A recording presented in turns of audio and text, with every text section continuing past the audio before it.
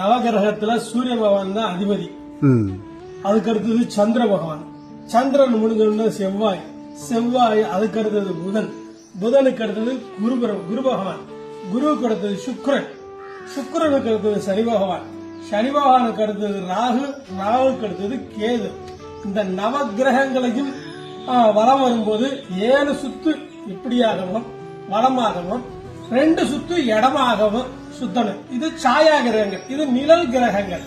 இந்த 7 பேருக்கு தான் உருவம் இருக்கு. இந்த 2 கிரகத்துக்கு உருவம் இல்லாதது.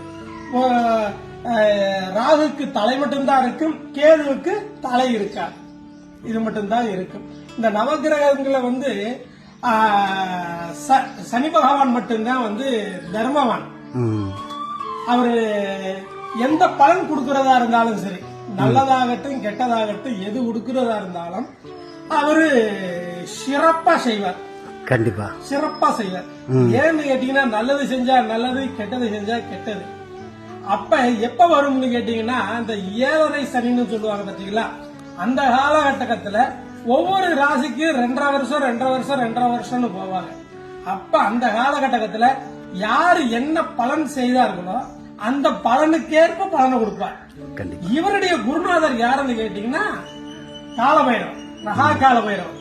இந்த காலபைரவரை கும்பிட்டா இவருடைய தாக்கங்கள் கம்மியாகும்னு சொல்லுவாங்க. கண்டிப்பா இதுதான் விஷயம். தேங்க்யூ சாமி. தேங்க்யூ சாமி.